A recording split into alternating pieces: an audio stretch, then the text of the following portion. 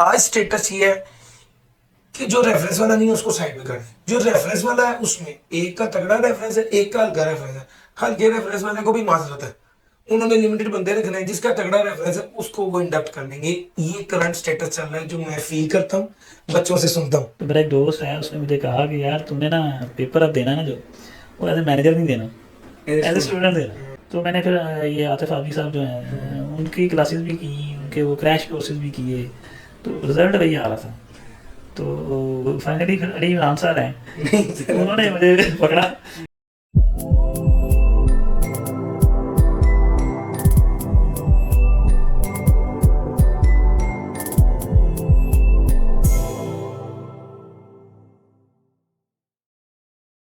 अस्सलाम वालेकुम। बहुत से लोग जिंदगी में टारगेट्स बनाते हैं, कंसिस्टेंसी से मेहनत से उसे अचीव करने की कोशिश करते हैं, और जिसको जितना वक्त और जितनी जहमत जितनी स्ट्रगल वो करता है उस टारगेट को अचीव करने में, वो उसकी उतनी कदर करता है और वो उतना इंस्पायरिंग होता चला जाता है। आज हमारे प्रोग्राम में मौजूद है हमारे बहुत अच्छे दोस्त, एक true inspiration for all. Please welcome sir Zeeshan Chishti. वालेकुम सलाम, क्या हाल है? सर अल्हम्दुलिल्लाह, आपने वक्त निकाला, आपका बहुत शुक्रिया। आप डायरेक्टर हैं ग्रैंड थॉटन में, आप मुझे अंदाज़ा है आपकी मसरूफियात हैं, आपने इसके बावजूद हमारी रिक्वेस्ट को एक्सेप्ट किया और आगे हमारे शो को ग्रेस किया, आपका बहुत शुक्रिया। आपकी मेहरबानी है कि आपने इस काबिल समझा। टाइम तो खैर मैनेज हो ही जाता है। सर आपका शुक्रिया। सर शुरू करते हैं आपकी स्टोरी से, जो आपकी अपनी जो आप मुझे बैक स्टेज पर भी बता रहे थे कि आप कसूर से हैं, और वो सारी बातें मैं चाहता हूँ कि हम अपने ऑडियंस को बताएं, बच्चों को सिखाएं कि ज़रूरी नहीं है कि आपने बहुत हाई फाई ओ लेवल्स पढ़ा हो तो ही आप ज़िंदगी में आगे बढ़ सकते हैं। तो स्टोरी क्या है, बचपन कैसा गुजरा, कौन से स्कूल से पढ़े, मैट्रिक एफएससी में क्या बहुत हाई हाई अचीवर थे? नहीं, मैं तो थ्रू आउट कैरियर जो है ना middle middle of the bench में ही रहा हूँ।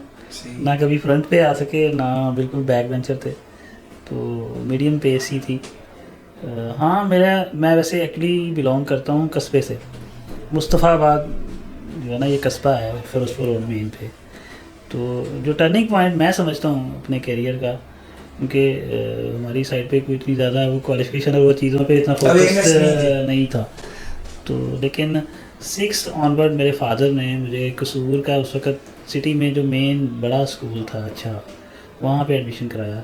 ये कोई 16 किलोमीटर का ट्रैवल था अच्छा। और मैं पब्लिक ट्रांसपोर्ट पे जाता था क्लास 6 में? क्लास 6 में। और अब मेरी हाइट जो है ना अभी भी कुछ मतलब 5'5" हाइट है। तो उस वक़्त आप अंदाज़ा कर लें, मैं छोटा सा बच्चा था ही, और उस छठी क्लास।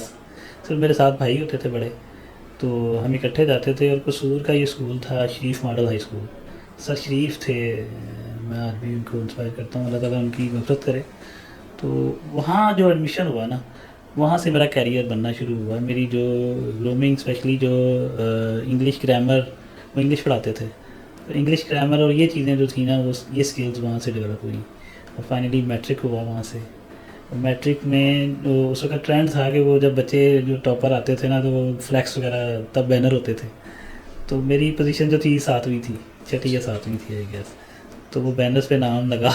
अच्छा। ना हिस्ट्री, मतलब कसूर शहर में मेरा नाम लिखा, और मेरे फादर के दोस्त ने पढ़ा और आके बताया। तब तो ये कैमरे और मोबाइल उसमें कॉमन नहीं थे, तो वो एक कहने के हुआ। उसके बाद एफएससी मैंने अपनी इंजीनियरिंग की। मेरे हालांकि बायोलॉजी में 84 मार्क्स थे, अच्छा। लेकिन मुझे बायोलॉजी पसंद नहीं थे। अच्छा। तो मैथ में 83 थे। सही। तो एफएससी इंजीनियरिंग के लिए मैंने किया। लेकिन मेरी वो कहने कि मैं अकेला था और मेरे लिए ट्रैवल पब्लिक ट्रांसपोर्ट पॉसिबल नहीं था, तो लाहौर शिफ्ट नहीं हो सका कॉलेज। हालांकि एडमिशन मेरा बनता था एफसी कॉलेज में, लेकिन कसूर भी जो डिग्री कॉलेज था वहीं से किया। तो मार्क्स वहाँ फाइनल ज़ाहिर है उतने नहीं आ सके ड्यू टू एकेडमीज और वो चीज़ें। तो फाइनली जब रिज़ल्ट आया तो फर्स्ट डिवीज़न तो थी, लेकिन इतने मार्क्स नहीं थे कि मैं इंजीनियरिंग यूईटी में जा सकता। तो वहाँ से फिर कैरियर शिफ्ट हुआ। मैंने रिपीट नहीं किया, मेरे कुछ दोस्तों ने कहा, लेकिन मैंने कहा पीछे नहीं मुड़ के देखना, जाना आ गई है जो भी हो जाए। तो फिर ये बीकॉम में एडमिशन लिया। At that times frame of mind में मेरी फैमिली में था कि जी सीए भी कोई चीज़ है, करनी है, लेकिन उस तरह अवेयरनेस नहीं थी कि ये एफएससी के बाद हो जाती है डायरेक्ट।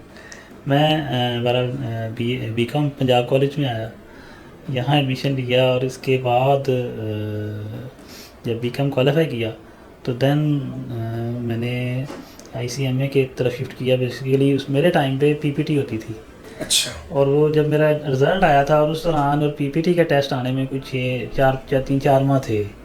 और मीनवाइल ये जो ICMA इंस्टीट्यूट है इसमें भी ये प्रोफिशिएंसी टेस्ट होता था, लेकिन इसकी डेट्स नज़दीक थी।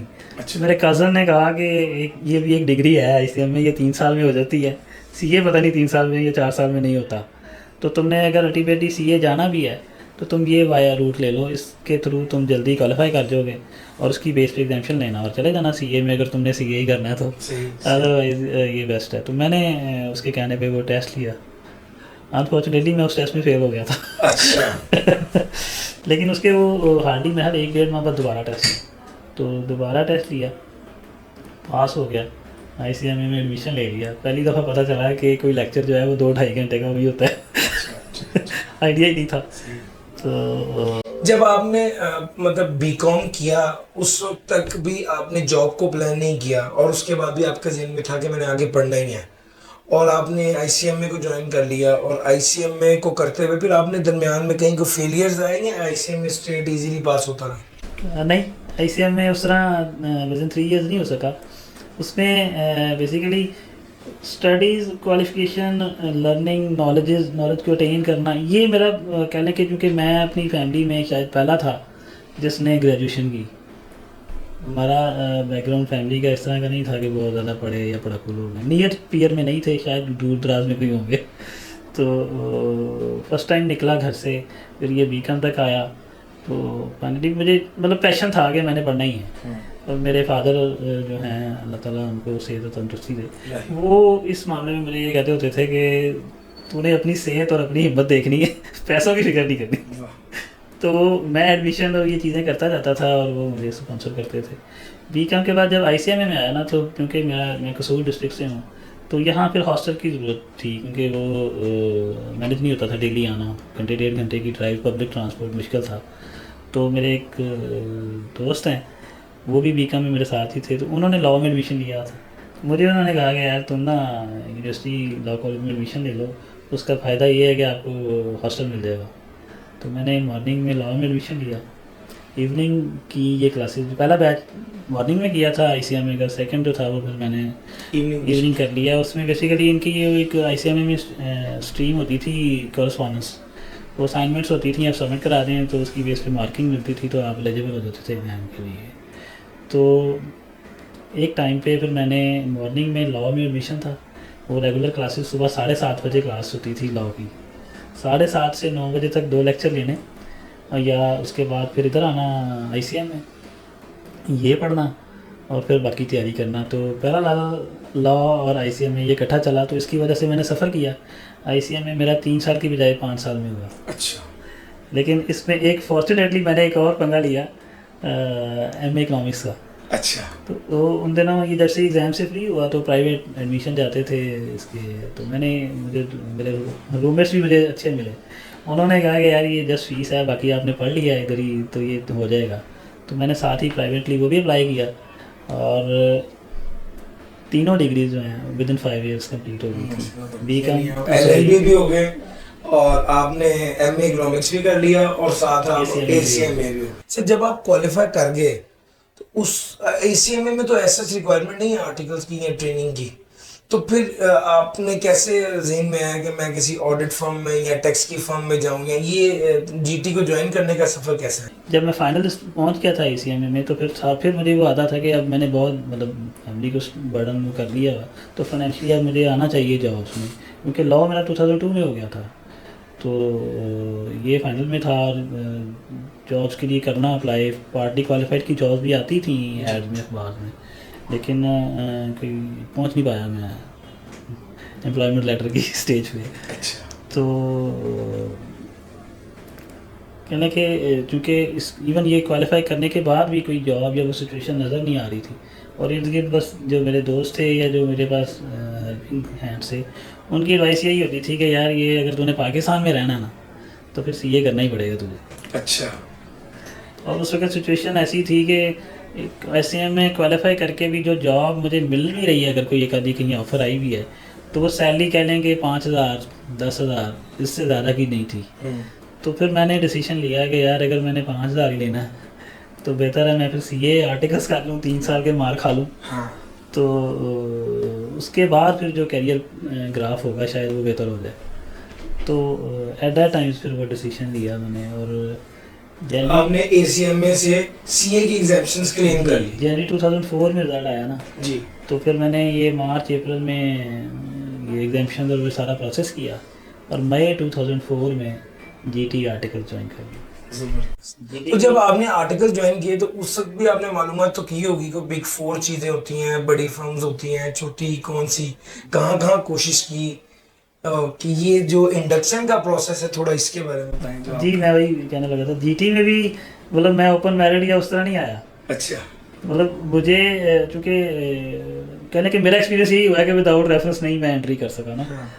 तो यहाँ जो जीटी के पार्टनर हैं इनसे मेरा रेफरेंस था।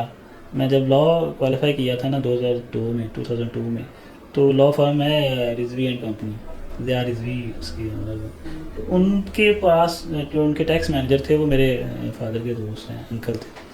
तो मैं जब लॉ की अप्रेंटिसशिप होती है 6 माह की, वो मैंने वहीं पे की थी रिजवी एंड कंपनी।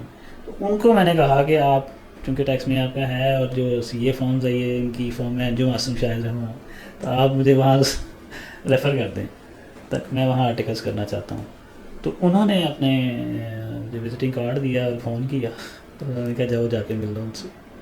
तो मैं जब इनके पास आया तो इन्होंने मेरा कोई वो नहीं किया था इंटरव्यू या टेस्ट वगैरह, सिंपली मेरी सीवी देखी और जब उन्होंने कहा कि तुम अच्छा तू ला भी कीता है बस इतना कहा। उन्होंने कहा फिर टैक्स नहीं करने हैं, मैंने कहा हाँ जी करने टैक्स नहीं है, मुझे तो शौक है टैक्स का। तो इंडक्शन हो गई थी। हाँ एक ट्राई मैंने की थी हमीद चौधरी में, हमीद चौधरी में भी उन्हीं का ही रेफरेंस था। तो उनसे जब मिला तो उन्होंने भी इसी तरह ही कहा लॉ की वजह से मुझे अप्रिशिएट किया, लेकिन उन्होंने टेस्ट लिया था बट मैंने ज्वाइन नहीं की वो फॉर्म। अच्छा, उन्होंने भी आपको कॉल करनी थी मुझे, लेकिन मैंने ज्वाइन नहीं की। अच्छा, आपने तो जनाब वो ज्वाइन कर लिया जीटी, और फिर उसके बाद टैक्स के आर्टिकल शुरू हो गए आपके, यानी अब आप समझे कि जब आपके आर्टिकल शुरू हुए तो फिर आपकी सीए की जर्नी तब से ही शुरू हुई है असल में। उससे पहले तो आप एसीएमए से इधर आ गए। 2007 में आर्टिकल्स ख़त्म हुए, तो 7 में जब ख़त्म हुए तो ऑब्वियसली रिटेन इन्होंने किया मुझे। 1 साल मैं रहा इनके साथ as a deputy manager tax. तो बट ना बीच में फिर ये जो क्वालिफिकेशन की साइड थी ये भी थोड़ी सी डिस्टर्ब हो रही थी। मैंने वैसे आर्टिकल्स क्या हाँ ई मॉड्यूल जो था वो मैंने जब ये मेरे आर्टिकल्स ख़त्म हुए और ये जो 1 साल वाला था जॉब वाला टेन्योर, इसमें मैंने कर लिया था ये। अच्छा। ई में मैं समझता हूँ मेरी पेज सही थी। अच्छा। मतलब फर्स्ट अटैम्प्ट में कोई नहीं निकला, सेकंड अटैम्प्ट कोई नहीं निकला, तो कहने के 18 माह और उसके बाद ये 1 साल और हो गया। तो उसके बाद जो थर्ड अटैम्प्ट थी उसमें मेरा पहला पेपर निकला ई मॉड्यूल रिपोर्टिंग। ठीक हो गया जी ने निकाल दिया जी, लेकिन वो मेरी कोई मेहनत नहीं थी, बस लक थी।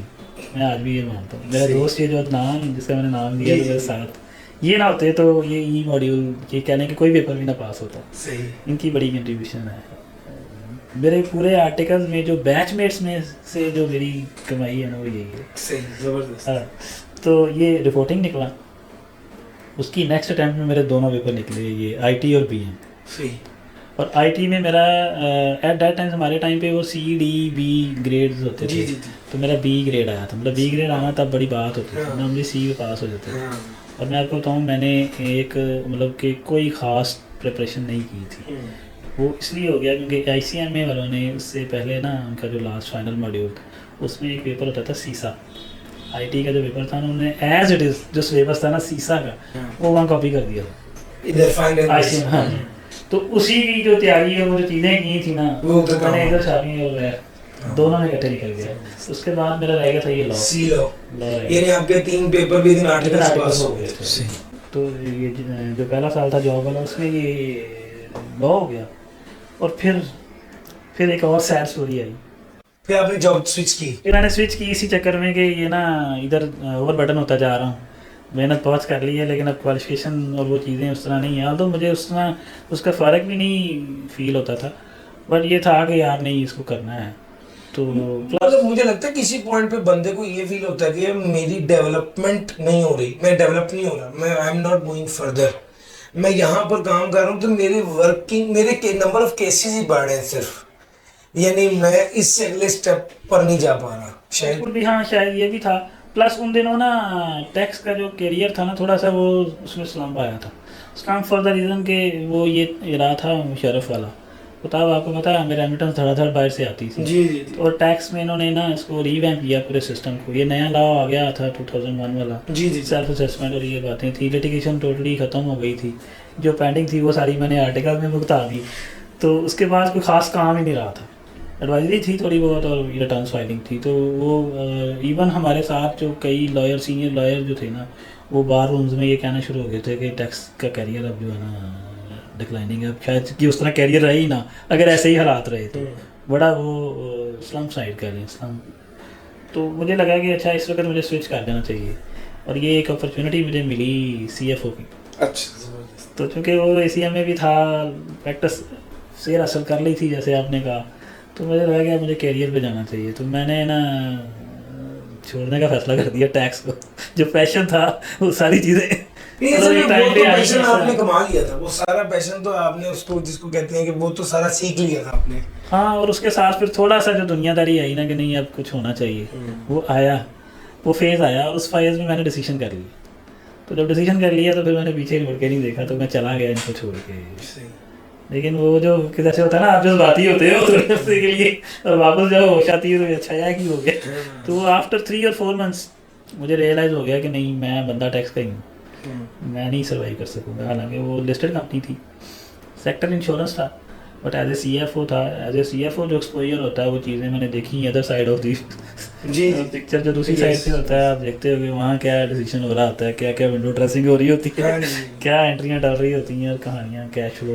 मुझे लगता है कि CFO की सीट पे बैठ के बंदे को ज्यादा बेहतर आइडिया हो जाता है कि भाई अच्छा हम उस तरफ बैठ के तो सिर्फ इतनी सी चीज के बारे में बता रहे होते थे कि यार टैक्स के एंड से ये कर लो, वो ओवरऑल बिजनेस को देखना और उसकी डिसीजन मेकिंग या उसकी फाइनेंसिंग सारी को देखना तो एक मेन काम है जो कर रहे होते हैं। मुझे लगता है कि कंसल्टेंट या टैक्स कंसल्टेंट उस CFO के को एक सिर्फ साइड से उसको बता रहा होता है कि यार ये टैक्स वालों की साइड से ये वाली ये टैक्स वालों की एंड ये कहती है, बाकी ओवरऑल बिजनेस की डिसीजन मेकिंग तो उसके अपने एंड पर ही होती है। यस ऐसे ही इवन CFO में तो ऑपरेशनल लेवल भी आ रहा होता है, आपने टीम को भी मैनेज करना होता है, उनको ऑपरेशनली डेलीगेशन भी नहीं करना है और काम भी लेना है, सारी चीज़ें थी। जी ऐसे लेकिन वो जो अनफॉर्चुनेटली जो सेक्टर मैंने सेलेक्ट किया ना वो इंश्योरेंस सेक्टर, वो लिमिटेड सेक्टर था।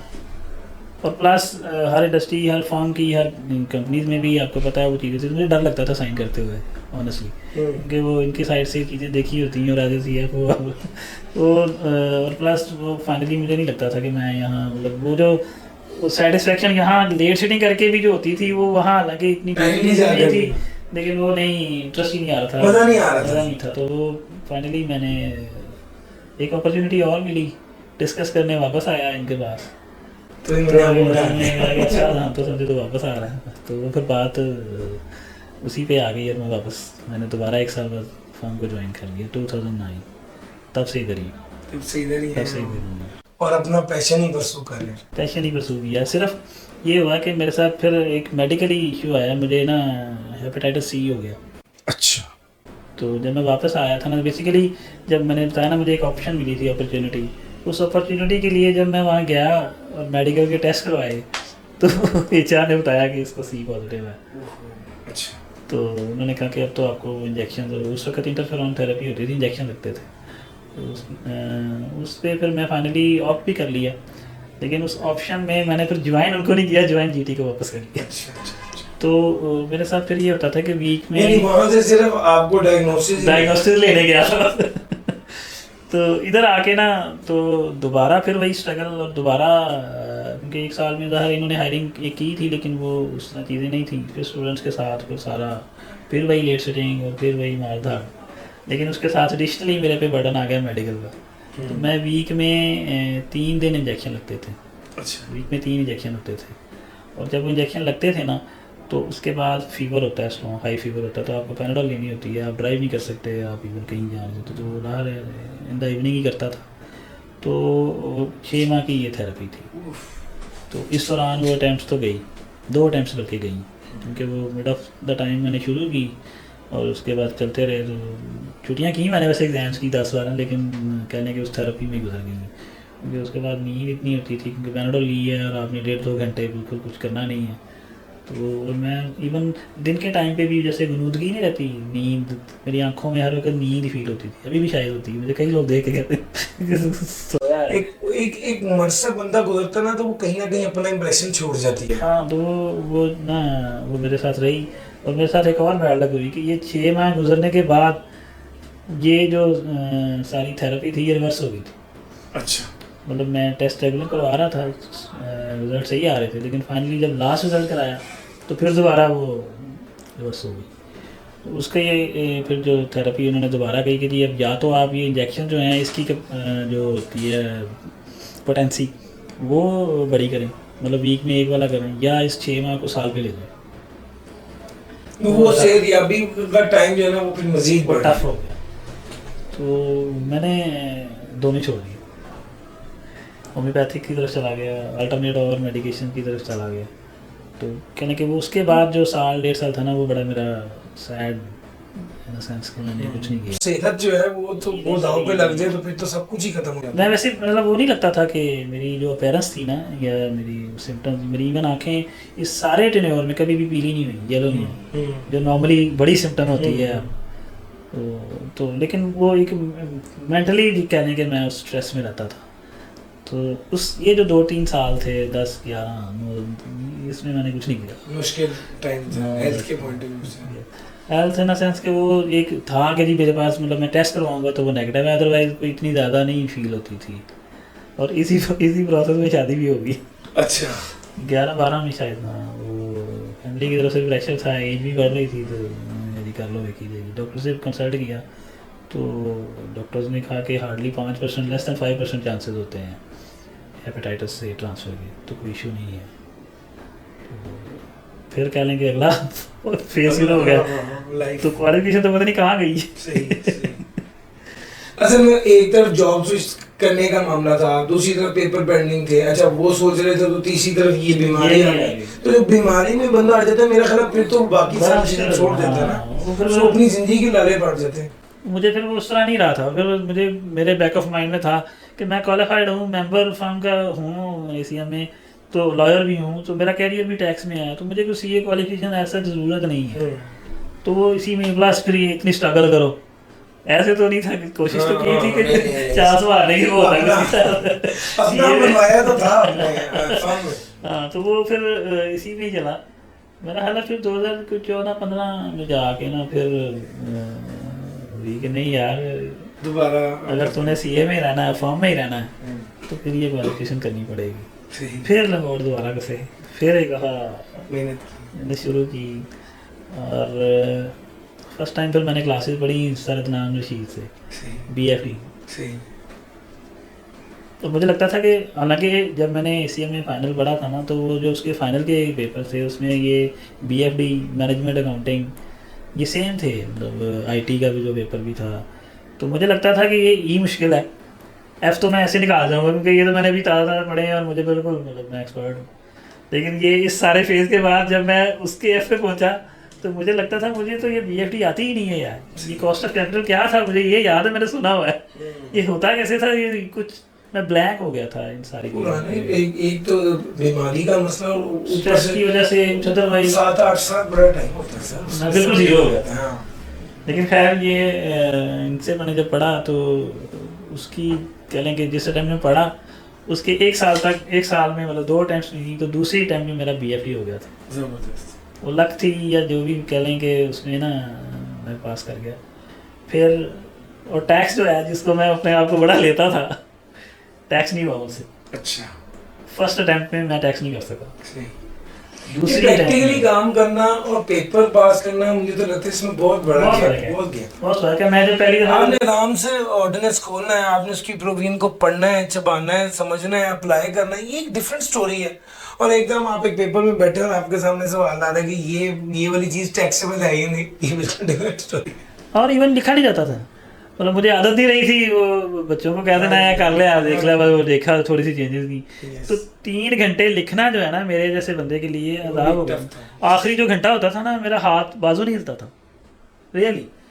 लेकिन जो एक चीज़ मैं कहना चाहूँगा कि जब फर्स्ट अटैम्प्ट के टेक्स्ट की पहली अटैम्प्ट दी और मेरा रिजल्ट आया और मैं फेल हो गया, तो मेरा एक दोस्त है उसने मुझे कहा कि यार तूने ना पेपर अब देना ना जो, वो एज ए मैनेजर नहीं देना, एज ए स्टूडेंट देना। ये जुमला मुझे इसका आज भी याद है। और उसके बाद फिर मैंने जब तैयारी की ना तो वो स्टूडेंट के माइंड के साथ तो फिर मैं पास कर गया था। आर्टिकल्स में जब मेरा जो लास्ट 1.5 साल था ना, 2 साल के बाद मैंने स्विच किया था फॉर द सेक ऑफ कि जी मुझे इसका लर्निंग होनी चाहिए। लेकिन वो अनफॉर्चुनेटली ये हुआ कि उस फेज़ में भी मुझे ना वो रिटर्न्स का सीज़न आ गया, तो सुबह ऑडिट की असाइनमेंट पे वहाँ क्लाइंट पे जाना और शाम को वहाँ से फ्री हो गए वापस फिर ये नहीं रिटर्न जरूर। तो मैं ना वो बेसिकली जो वो फेडअप वाली सिचुएशन होती है ना, ये इरिटेट्स, वो बंदा फंस जाता है उसमें ना। आ गया था कि यार ये क्या है। यानी ऑडिट तुम इसलिए करोगे तुम्हारी चॉइस है, और टैक्स इसलिए करो जो कि फर्म की जरूरत है। अब उसमें बंदा फंस जाए तो बंदा कहते इससे अच्छा था कि मैं फिर सुकून से टैक्स ही करता तो रहता। मैं दोनों से रह गया। हाँ। मैं ऑडिट भी नहीं कर सका और टैक्स भी नहीं कर सका। इवन वो जो रिव्यू चीज़ें हैं वो सारी थी ना, वो थे ही मेरे बैग में। मैंने आपको शुरू में बताया जी, जी, कि जी। मेरे से सीनियर कोई नहीं था, सही। तो इसलिए मैं उस पर तो नहीं कर सका। लेकिन एक ठप्पा ही जस्ट लगा कि मैंने ऑडिट किया है। तो मेरे मेरे दिमाग में या मेरे माइंड में वो फीलिंग ही नहीं आती थी कि ऑडिट के लिए चीज़ें क्या हैं। तो मैं ये स्टैंडर्ड्स पढ़ता था, सारा कुछ करता था, लेकिन वो जो सारी इमेजिनेशन ही थी, एक्चुअल में कोई बैग एंड पर कोई आता ही था, क्लिक ही नहीं होती थी कि ये क्या है। और इवन राइटिंग में भी मेरा जो राइटिंग का स्टाइल था वो टू सम एक्सटेंट टेक्स्ट वाली साइड से था, तो मेरा समटाइम्स कह लो कि ज़्यादा लेंथी हो जाता था, आर्गुमेंटल ज़्यादा हो जाता था। तो वो ये इश्यूज थे जो मैं मतलब कहने के ये मैंने ई की एफ़ की जब से अटैम्प्ट देना शुरू की, मैंने ऑडिट की फ़ीस पेपर की हर दफ़ा दी। और तकरीबन मैं अगर सही था मतलब 2 साल 2-3 साल वो छोड़ दें हेपेटाइटिस सी वाले जब इंजेक्शन वो, अदरवाइज मैं अटैम्प्ट में बैठता था, तो पूरा लिखते भी थे। लिखता भी था अपनी तरफ से, बगैर किताब के भी लिख लेता था। लिखना तो मेरे लिए मसला ही था ना, लिखते प्रतिभा, लेकिन वो चीज़ नहीं आती थी और मेरे मार्क्स वही रेंज थी। तो मैंने फिर ये आतिफ आबदी साहब जो हैं उनकी क्लासेस भी की, उनके वो क्रैश कोर्सेज भी किए, तो रिज़ल्ट वही आ रहा था। तो फाइनली फिर अली इमरान सर हैं, उन्होंने मुझे पकड़ा। मैं उस वक्त भी बड़ा हम्बल था कि आप मतलब मेरे से काम में भी उम्र में भी हर हवाले से सीनियर थे। लेकिन मैं समझता हूँ कि बाज़ औक़ात एक फैसिलिटेशन और एक पुश चाहिए होती है, और इससे अच्छी क्या बात है कि आप एक पुश का काम कर लें किसी बंदे के लिए जिसका एक पेपर रहता हो और उसकी लाइफ में एक बहुत ड्रास्टिक चेंज आ जाए उसकी वजह से। Exactly. नहीं, लेकिन वो देखे ना हर बंदे की एक एक्सपर्टीज है ना, तो आपकी वो चीज़ वो स्किल डेवलप हो चुकी थी एग्जाम की। और मेरा मसला यही था कि मैं जब वो पेपर पे जब लिखता हूँ रिजल्ट आंसर, तो वो आंसर उसकी वो उस up to the their satisfaction वो हो नहीं पा रहा था। तो वो स्किल जो थी वो आपने की, और फाइनली 2019 मतलब 2004 से सफ़र शुरू हुआ और 2019 में ये जो जून की अटैम्प्ट थी। सर आपकी स्टोरी में सबसे कमाल बात यह है कि आप कभी रुके मैंने give up नहीं नहीं, किया। कभी थके नहीं और कभी गिव अप नहीं किया। और देखिए मतलब वो कहते हैं ना कि हारता सिर्फ वो है जो छोड़ देता है, जो लगा रहता है वो अल्टीमेटली उसने जीतना ही होता है। वो आप देखें, आपको डायरेक्शन इंप्रूव करनी थी, आपने फेलियर फेस किया, डायरेक्शन इंप्रूव कर दी, आपको समझ आ गया इस तरह काम करेंगे, इस तरह से ज़िंदगी में आगे बढ़ सकते हैं, इस तरह से इम्प्रूवमेंट ला सकते हैं। और मेरा ख्याल है कि at the end of the day अगर आप क्वालिफाई कर गए तो बस फिर क्या फर्क पड़ता है कितनी देर में किया। मतलब आज आपसे कोई पूछे तो आपको क्या फर्क पड़ता है, वो जिन लोगों ने आपसे 10 साल पहले भी क्वालिफाई कर लिया, आज आपके उनकी स्टैंडिंग सेम है। अल्हम्दुलिल्लाह आप एक one of the best firm in Pakistan के डायरेक्टर हैं और एक बहुत अच्छी रिकग्निशन है अल्हम्दुलिल्लाह, मार्केट में लोग जानते हैं आपको। और मतलब सबसे अच्छी बात ये कि ये जानना कि भाई ये चिश्ती साहब है, इनको जानते हो, और एक ये जानना कि यार ये काम का कारीगर है, या इसको काम आता है, या he knows how to deal the cases.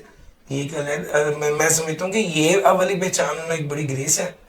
और उसमें फिर एक आपके अपनी सेटिस्फेक्शन होती है यार मैं क्वालिफाई करके ज़िंदगी में बढ़ूँ आगे। अल्हम्दुलिल्लाह एक कंसिस्टेंसी हुई, कंसिस्टेंसी से लगे रहे, अल्लाह ताला ने वो भी कम। अच्छा सर, हम थोड़ा सा ना हम दूसरी साइड की तरफ, the flip side of the story जो है वो आपकी सीट, आपका designation as a director in Grant Thornton, और आजकल के जो प्रॉब्लम्स हैं स्टूडेंट्स के, उसको डिस्कस करना है। बच्चे कहते हैं कि सर हमें आर्टिकल्स नहीं मिलते, आप जाते हैं, आर्टिकल्स जो हैं वो हर जगह सिफारिश है, इस तरह चलते हैं, और मैं हूँ, मेरे स्टेट अटेम्प्ट में मेरा पेपर पास है, मुझे आर्टिकल्स नहीं मिल रहे। जीटी के रिप्रेजेंटेटिव हैं सर, आप बताएं कितनी सिफारिश है और कितना मेरिट है, क्या चल रहा है? आप पहले मुझे बताएं कि ये मतलब जीटी के बारे में क्या है बच्चों का इंप्रेशन। मैं वैसे कभी सुन नहीं पाया, मेरे साथ कभी शेयर ही नहीं किया अच्छा। किसी ने। नहीं, ओवरऑल एक पॉइंट है ना, मैं आपको अगर फ्रैंकली बताऊं, हम लोगों के टाइम पे ना मुकाबला ये होता था कि ये रेफरेंस वाला है और ये रेफरेंस वाला नहीं है, तो जो रेफरेंस वाला होता था उसको प्रेफरेंस मिलती थी जनरली। अच्छा, आज मैं अपने 15 साल बाद की बात करें, मेरा टाइम था 2010 में, आज 2024 है, 14 साल बाद। आज स्टेटस ये है कि जो रेफरेंस वाला नहीं है उसको साइड पे कर दें, जो रेफरेंस वाला है उसमें एक का तगड़ा रेफरेंस है, एक का हल्का रेफरेंस है। हल्के रेफरेंस वाले को भी माजरत है, उन्होंने लिमिटेड बंदे रखने हैं, जिसका तगड़ा रेफरेंस है उसको वो इंडक्ट कर लेंगे। ये करंट स्टेटस चल रहा है, जो मैं फील करता हूँ, बच्चों से सुनता हूँ। ओके, अब आप बताएं कि इसमें क्या सीन है, मैं जीटी रियलिटी क्या है? जीटी में मैं आपको बताता हूँ। जीटी में पिछले कोई मेरा ख्याल है 6-7 साल या 4-5 सालों से लगा लें कि मैं खुद इंटरव्यू पैनल में बैठता हूँ। अच्छा। इंडक्शन पे पहली बार, उससे पहले मैं नहीं बैठता था, लेकिन 4-5 सालों से तो मैं खुद ही कंडक्ट कर रहा हूँ। जब बच्चा हमारे सामने इंटरव्यू के लिए बैठता है ना, तो जो उसका रेफरेंस या कोई भी चीज़ है, जितना बड़ा रेफरेंस मर्जी हो, जितना मर्जी हो छोड़, वो सारी चीज़ें ज़ीरो होती हैं। मैं आपको बड़ी ये कहने के 1% भी वो कहने के वो नहीं है, इमेजिनेशन या कोई वो नहीं है, स्ट्रेट फॉरवर्ड हम नहीं देखते। समटाइम्स ऐसे हुआ है कि इमरान साहब ने रेफ़र किया एक बच्चा इंटरव्यू के लिए, और मैं और मेरे साथ करीब दूसरे ऑडिट साइड से बैठते हैं, हम दोनों ने उस इंटरव्यू में जो क्वेश्चंस पूछे हैं और जो उसका कंडक्ट देखा और वो जो चीज़ें थी, तो हमें लगा कि ये नहीं है फिट, तो हमने रिजेक्ट कर दिया।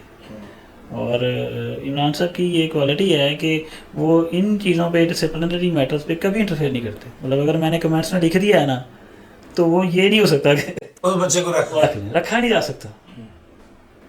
तो ये बिल्कुल गलत, ये ऐसे ही होता है कि जी मैं करके आया हूँ और आई कैप पास नहीं करता। जी जी जी। ये बिल्कुल उसी तरह की मिथ है।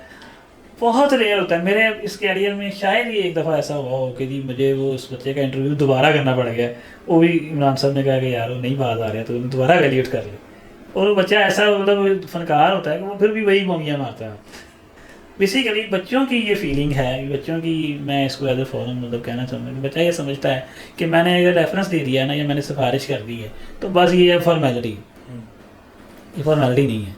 और जीटी में हमारा जो सिस्टम है ना, अपेरेंटली हम क्या करते हैं कि एक बच्चे ने डी ज़ाहिर है इंटर किया है, तो वो उस पढ़ के आया ना अपना, हम जो टेस्ट लेते हैं ना, हम उसमें उसके कैरियर से रेलेवेंट, मतलब जो उसकी स्टडी से रेलेवेंट कोई सवाल नहीं होता। हम जनरल नॉलेज पूछते थे, जैसे ये अनोनियम सिनोनियम वर्ड मीनिंग, जो ओवरऑल जनरल हिस्ट्री से रेलेवेंट, और प्लस जो मेन हमारा फोकस होता है, हम ऐसे राइटिंग देते हैं। आंसर का भी और हमारा भी यही होता है कि बेसिकली पढ़ तो लिया है सिलेबस, राइटिंग और वो चीज़ें कैसी हैं, तो हम ऐसे लेते हैं। बड़ा मार्क्स होते ही उसी के। अब उसकी बेस पे अगर उसने पास कर लिया ना, तो ये नहीं हो सकता कि उसको इंटरव्यू कॉल ना है। जो रेफरेंस और वो सारी चीज़ें हैं ना, वो उसको टेस्ट कॉल तक है।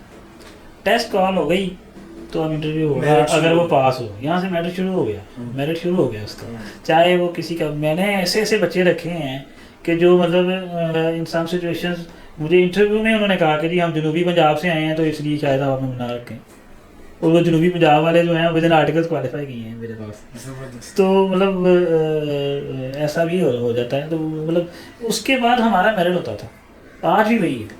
टेस्ट पास हो गया, उसके बाद इंटरव्यू है। इंटरव्यू में हम उससे ना जनरल उसकी पर्सनालिटी, ग्रूमिंग, प्लस उससे जो रिपोर्टिंग साइड से या सिलेबस से रेलेवेंट 2-4 क्वेश्चन, उसका वो एटीट्यूड और हम जज करते थे, तो उसकी बेस पे हम मार्क्स, तो ये तीनों के फिर मार्क्स एग्रीगेट करते हैं। और जो उसमें शॉर्ट लिस्ट होता है ना, वो फिर उसको फिर बेसिकली फिर मैच करना होता है कि हमने रखने कितने। सही। यहाँ आके कट लगता है। वहाँ आप कह सकते हैं कि सम सिचुएशन में अगर बड़ा स्ट्रॉन्ग रेफरेंस है, तो वो मेरिट में भी आ गया, पास भी है, तो वो शायद वो लाजमी क्लिक हो जाए। हाँ। और वो जो दूसरा है ना, वो स्टैंड बाई पे चला जाए। लेकिन ऐसा नहीं हो गया, वो मेरिट पे ही नहीं था, वो उसका रेफरेंस भी था, वो मेरिट पे भी था, तो वो थ्रू हो गया, चूंकि उसको थोड़ा सा एज रेफरेंस का मिल गया। लेकिन जो बच्चा मेरिट पे नहीं है, उसको रेफरेंस से कोई फायदा जीटी में नहीं हो, जीटी नहीं हो सकता जब तक मैं और हम, मतलब बेसिकली हमें कभी कहा ही नहीं गया हाँ, अगर हमें पसंद नहीं आया या वो हमें लग रहा है और मैं भी यही कह रहा हूँ, दूसरा भी वही कह रहा है, तो फिर वो कैसे आएगा? Done.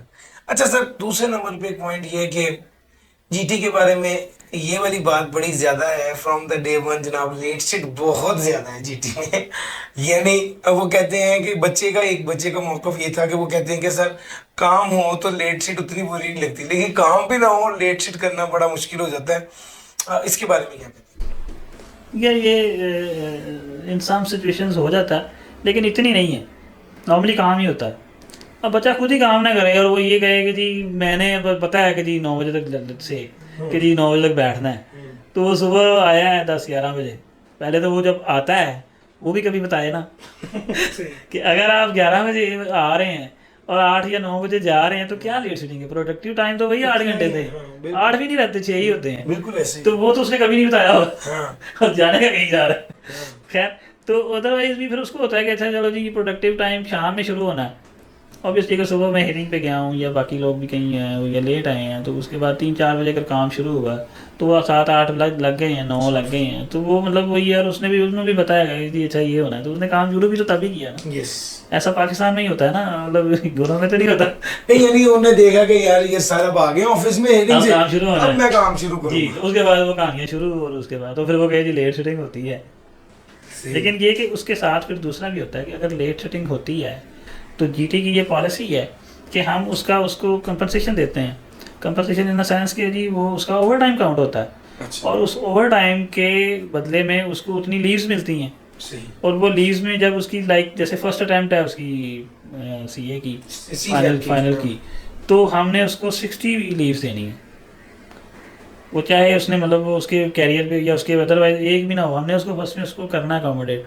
इसी तरह ही सेकंड अटैम्प्ट में, थर्ड में, या जितनी देर भी हमारे पास अगर वो होता है तो, और प्लस उसका अगर वो अटैम्प्ट करके भी ये जो लीव्स वाला टाइम है एक्स्ट्रा वाला, ये उसके क्रेडिट पे चली जाती हैं। तो अनफॉर्चुनेटली अगर उसने मतलब ज़्यादा लीव्स कर ली या कोई भी मेडिकली भी इश्यूज होते हैं तो ये लीव्स उसको वो कंपनसेट कर जाती हैं। तो मतलब वो एक साइड को देख के कहना, और दूसरी चीज़ है कि मतलब कोई चीज़ चल रही होती है, कोई सिचुएशंस वर्किंग हो रही होती है, वरना प्रेफरेंस नहीं होती।